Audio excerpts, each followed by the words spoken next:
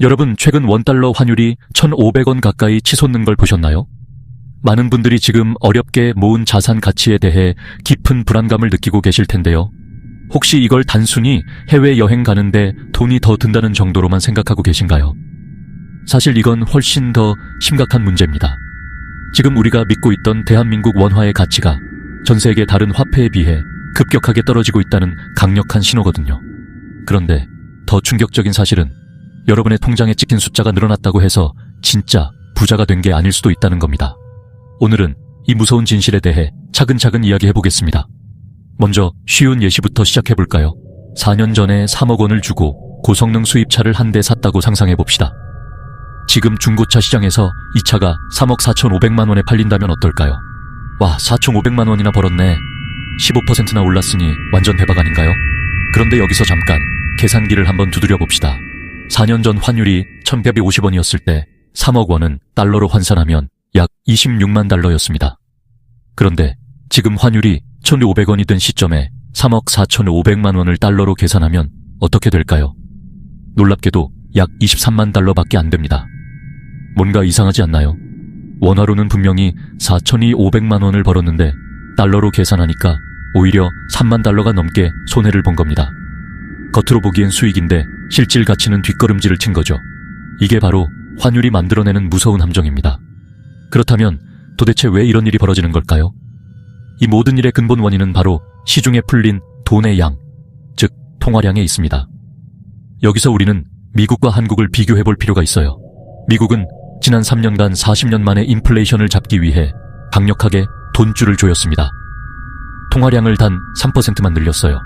반면 한국은 같은 기간광의 통화량이 무려 20%나 폭증했습니다. 미국보다 약 10배나 빠른 속도로 돈을 찍어낸 거죠. 비유 없이 핵심만 정리하겠습니다.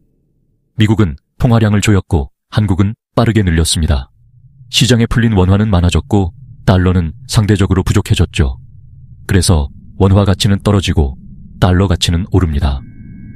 지금 환율 흐름의 핵심입니다. 이게 바로 경제학의 가장 기본적인 원리인 수요와 공급의 법칙이 작동한 결과예요. 물론 경제가 성장하면 돈이 더 필요하다는 건 맞습니다.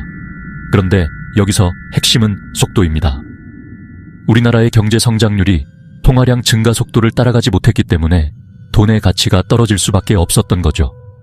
이런 현상은 우리의 자산 시장에서도 명확하게 드러납니다. 예를 들어 한국에서 유망하다고 평가받는 K바이오 기업 주식을 4년 전에 5만 원에 샀는데 지금 6만 2,500원이 됐다고 해봅시다. 원화로는 25%나 올랐습니다. 은행 이자보다 훨씬 높으니까 겉보기엔 정말 훌륭한 수익이죠. 그런데 이걸 달러로 환산해보면 이야기가 완전히 달라집니다. 4년 전 환율 1,150원 시절의 5만 원은 약 43.5달러였습니다. 하지만 환율이 1,500원이 된 지금 6만 2,500원은 약 41.7달러에 불과합니다. 보이시나요? 주가는 빨간불을 환하게 켜며 25%나 올랐는데 내 자산의 진짜 가치인 달러 기준으로는 오히려 돈을 잃은 겁니다.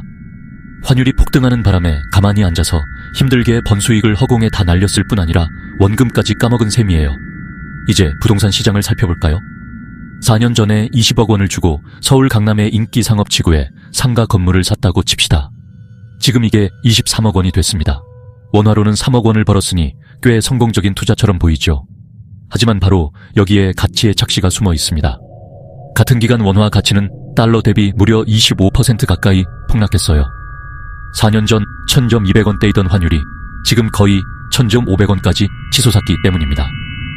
다시 말해 자산 가격은 15% 올랐지만 환율이 25% 악화되면서 달러로 환산한 실질 가치는 줄었습니다. 결과가 어떻게 될까요? 달러 기준으로는 오히려 손실입니다. 원화로는 3억 벌었다고 좋아했지만 전 세계 어디서든 통용되는 돈인 달러로 환산하면 내 자산 가치는 오히려 뒷걸음질 쳤다는 충격적인 결론에 이르게 됩니다. 이것이 바로 외국인들이 한국 증시를 떠나는 진짜 이유입니다. 통화량이 과도하게 풀릴 때 어떤 미래가 우리를 기다리는지 베네수엘라의 사례를 통해 끔찍하게 엿볼 수 있습니다. 베네수엘라는 지난 수년간 끝없이 돈을 찍어내며 인위적으로 경기를 부양하려 했는데요. 결과가 어땠을까요? 살인적인 하이퍼인플레이션과 화폐 가치의 완전한 붕괴였습니다. 한때 가치 있는 화폐였던 볼리바르화는 이제 길거리에 버려진 휴지 조각처럼 취급되고 물건 하나 사려면 술에 가득 지폐를 가져가야 할 지경이 됐습니다. 화폐가 가치의 척도로서의 기능을 완전히 상실하고 실질 구매력이 붕괴되는 비극을 보여주는 생생한 사례죠. 그런데 여러분, 이상하지 않으세요? 돈이 많이 풀렸는데 왜 우리 월급은 쉽게 오르지 않고 대신 자산 가격만 더 빠르게 튀어오를까요? 이는 신용 접근성, 위험 선호, 정책 기대 같은 요인이 새 돈의 흐름을 소비보다 투자로 먼저 이끌기 때문입니다. 그래서 생활 물가와 임금보다 자산 시장이 먼저 반응하는 겁니다. 새로 공급된 유동성은 대출 여건이 유리한 주체에게 먼저 전달됩니다. 그 자금은 생필품 소비보다 투자와 매입으로 흘러가며 공급이 제한된 자산의 수요가 집중됩니다. 그 결과 특정 자산 가격이 선행 상승하고 임금과 일반 물가는 뒤늦게 반영됩니다. 또한 레버리지를 활용하는 투자자일수록 그 변화를 더 크게 체감하게 됩니다. 이런 흐름이 지속되면 체감 경기는 둔한데 자산 가격만 오른 듯 보이는 괴리가 생깁니다.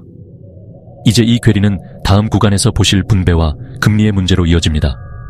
결국 돈을 찍어낼수록 자산을 가진 사람은 원화 기준으로는 더 큰 부자가 되는 것처럼 보이고, 성실하게 현금만 모은 사람은 자산 가격 폭등과 화폐 가치 하락이라는 이중고를 겪으며 벼락거지가 됩니다. 부익부 빈익빈 현상이 극단적으로 심화되는 구조인 거죠. 그렇다면 이 모든 문제의 원인이 과도한 통화 팽창이라는 걸 안다면 지금이라도 미국처럼 돈줄을 잠그고 금리를 올리면 되는 거 아닐까요? 하지만 한국 경제는 현재 누구도 말하지 않는 위험한 외통수에 걸려 있습니다. 한국은행은 지금 금리를 올릴 수도 내릴 수도 없는 완벽한 딜레마에 빠져 있어요. 금리를 올리면 어떻게 될까요? 1900조 원을 넘어선 가계부채와 190조 원 규모의 부동산 프로젝트 파이낸싱 부실 문제가 터져서 경제 전체가 붕괴될 수 있습니다. 반대로 금리를 내리면 외국인 자본 유출이 가속화되고 환율이 걷잡을 수 없이 폭등하며 살인적인 인플레이션과 외환 위기의 악몽이 재현될 수 있죠. 이 딜레마는 어디서 시작됐을까요? 2022년부터 2023년까지 미국이 금리를 올릴 때 한국은행은 부동산 시장과 부채 문제에 발목이 잡혀서 금리 인상을 주저했습니다. 이 과거 정책 실패가 지금의 상황을 만든 겁니다. 이제 정부가 기댈 수 있는 카드는 외환 보유고밖에 남지 않았는데 여기도 문제가 있어요. 외환 보유고가 약 4,280억 달러라고 하지만 실제로 비상시에 즉시 동원할 수 있는 현금 달러는 고작 280억 달러, 우리 돈으로 약 40조 원 정도밖에 남지 않았다는 분석이 지배적입니다. 이마저도 바닥나면 더 이상 환율을 방어할 수단이 사라지는 절체절명의 상황이죠. 결국 중앙은행의 통화정책은 사실상 손발이 꽁꽁 묶여버린 상태이고 이제 시장의 시선은 정부의 재정정책으로 향하고 있습니다. 경기를 부양하기 위해 정부가 수십조 원, 많게는 100조 원에 달하는 돈을 풀겠다는 이야기가 나오고 있는데 이게 또 다른 위험을 내포하고 있어요. 현재 정부 곳간 사정은 역대급 세수 펑크로 비어있는 상태인데 경기를 부양할 돈은 결국 나라 이름으로 빚을 내는 적자 국채 발행으로 충당해야 합니다. 여기서 경제학에서 말하는 구축 효과라는 위험한 연쇄 반응이 시작되는데요. 이걸 쉽게 설명해 볼게요. 시장에 투자될 수 있는 돈의 총량을 100이라는 제한된 자원으로 상상해 보세요. 원래 이 자원은 민간 기업들이 혁신적인 기술에 투자하거나 유망한 스타트업들이 사업을 확장하는 데 쓰여야 합니다. 그런데 갑자기 세상에서 가장 안전한 채무자인 대한민국 정부가 나타나서 나에게 돈을 빌려주면 안전하게 이자를 줄게라며 이 자원의 30에서 40%를 가져가 버리면 어떻게 될까요? 남은 자원은 고작 60에서 70% 뿐입니다. 기업들은 이 좁아터진 자원을 차지하기 위해 서로 더 높은 이자를 주겠다고 경쟁해야 하죠. 결국 한국은행이 기준 금리를 동결하더라도 시중 금리는 저절로 올라가 버리는 기현상이 발생합니다. 경기를 살리려고 정부가 푼 돈이 오히려 민간 기업의 투자 활력을 죽여버리는 역설적인 결과를 초래하는 겁니다. 앞으로 대한민국의 코스피와 부동산 시장의 운명은 무엇에 달려 있을까요? 두 가지입니다. 첫째, 한국은행이 막대한 통화량을 정상화시킬 의지가 있는지, 둘째, 정부가 재정 건전성이라는 최후의 보루를 지켜낼 것인지입니다. 통화 정책의 실패가 재정 정책의 부담으로 넘어온 지금 재정이라는 마지막 방어선마저 무너지는 시대를 맞이할 수도 있습니다. 따라서 여러분이 자산 시장을 바라볼 때 단순히 금리 뉴스에만 집중할 것이 아니라 정부가 발행하는 국채의 규모가 얼마나 늘어나는지 반드시 함께 감시해야 합니다. 그 국채 발행량이 곧 여러분의 대출 금리를 밀어올리고 화폐 가치를 떨어뜨리는 진정한 신호가 될 것이기 때문입니다. 오늘 영상이 도움이 되셨다면 좋아요와 구독 부탁드립니다. 다음에도 여러분의 자산을 지키는 데 도움이 되는 경제 이야기로 찾아뵙겠습니다. 감사합니다.